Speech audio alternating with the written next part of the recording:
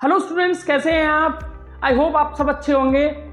अगर आपको वीडियो मेरे पसंद आ रहे हैं तो प्लीज़ वीडियो को लाइक कर दीजिए और चैनल को सब्सक्राइब कर दीजिए। बच्चे एटम, मॉलिक्यूल्स और आयंस में डिफरेंस नहीं समझ पाते। अगर आप 100 बच्चों से बात करें तो 90 बच्चे आपको ऐसे मिलेंगे कि जिनको एटम, मॉलिक्यूल और आयंस में डिफरेंस मालूम ही नहीं होगा। जब आपको बेसिक बिल्डिंग ब्लॉक ही नहीं पता है केमिस्ट्री का, तो आप आगे जाके बिल्कुल भी चीजों को नहीं ग्रैब कर पाएंगे। 10th 12th जब भी आप आगे बढ़ेंगे तो आपको ये चीजें हमेशा सताती रहेंगी कि एटम क्या होता है, मॉलिक्यूल क्या होता है और आयंस क्या होते हैं। आज हम डिस्कस करेंगे एटम्स, मॉलिक्यूल और आयंस में बेसिक डिफरेंस, ताकि आपको आइडिया लग सके और आप बेहतर कर सके अपनी लाइफ में। तो चलिए बात करते हैं। सबसे पहले एटम क्या होता है। Atom is the smallest particle of the matter that takes part in the chemical reaction. किसी भी मैटर का स्मॉलेस्ट जो पार्टिकल होता है उसको हम क्या बोलते हैं? एटम बोलते हैं। और ये किसमें पार्टिसिपेट करता है? केमिकल रिएक्शन में।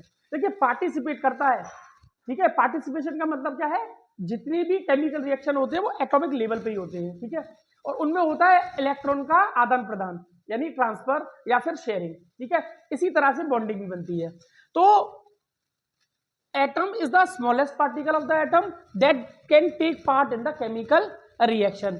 अगर हम साइज की बात करें तो इसका साइज जो होता है बहुत ही छोटा होता है, लगभग 10⁻⁻9 मीटर और 10⁻⁻10 मीटर। अगर स्ट्रक्चर की बात करें तो कुछ ऐसा स्ट्रक्चर आपको देखने को मिलेगा एटम का, जिसमें बीच में न्यूक्लियस होता है और चारों तरफ इलेक्ट्रॉन इसके रिवॉल्व करता है, ठीक है। न्यूक्लियस के अंदर दो सब एटॉमिक पार्टिकल्स होते हैं जिनको हम प्रोटॉन और न्यूट्रॉन बोलते हैं, ठीक है। इन दोनों को मिला के हम न्यूक्लियस भी बोलते हैं। कई बच्चों में बच्चे कंफ्यूज रहते हैं न्यूक्लियस क्या होता है, तो प्रोटॉन और न्यूट्रॉन को मिला के हम न्यूक्लियस बोलते हैं। Electron revolves around the nucleus, ठीक है। एक चीज और बता दूं कि जो इलेक्ट्रॉन का जो वजन है, जो मास है, वो इन दोनों के मास से काफी कम होता है, इसलिए हम इलेक्ट्रॉन के मास को एटम के मास में कंसीडर नहीं करते हैं। तो जो मास निकालते हैं हम प्रोटॉन और न्यूट्रॉन का मिला के निकालते हैं, उसी से हमारा एटम का मास कैलकुलेट हम कर सकते हैं। चलिए, ये तो बेसिक बातें थी। और मैं बता दूं, ऑक्सीजन का सिंबल और नाइट्रोजन और हाइड्रोजन का सिंबल आपके सामने लिखा हुआ है, यहां से आप उसको देख भी सकते हैं। चलिए बच्चों, अब समझ लेते हैं व्हाट इज मॉलिक्यूल।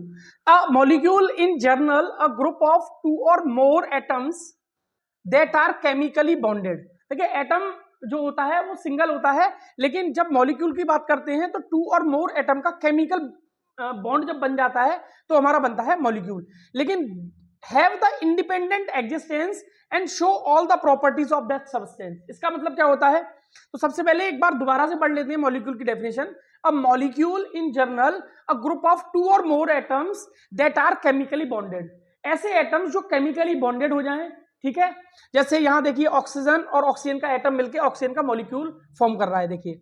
ऐसे ही यहां नाइट्रोजन और नाइट्रोजन का एटम मिलकर नाइट्रोजन का मॉलिक्यूल फॉर्म कर रहा है।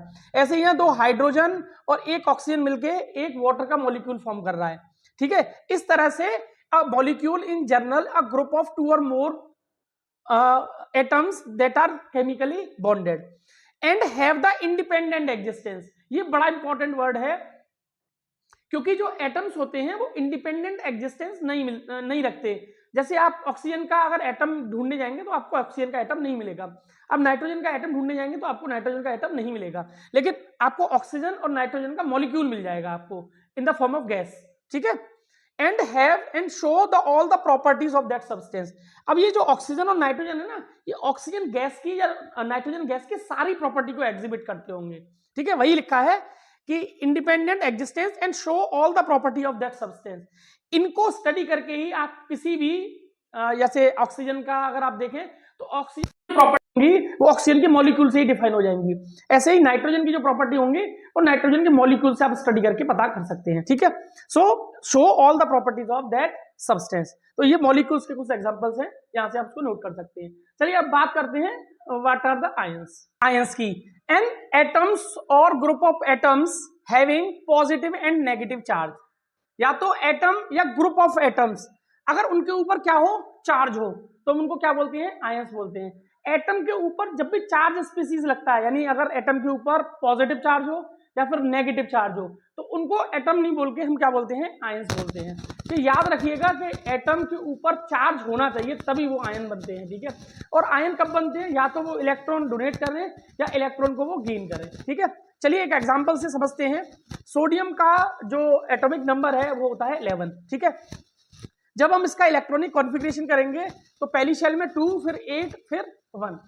अब सोडियम को होना है स्टेबल, और स्टेबल होने के लिए उसको लेना पड़ेगा उसकी आउटर शेल में 8 इलेक्ट्रॉन। कितना, 8 इलेक्ट्रॉन। लेकिन इसकी आउटर शेल में कितने इलेक्ट्रॉन है, 1 इलेक्ट्रॉन।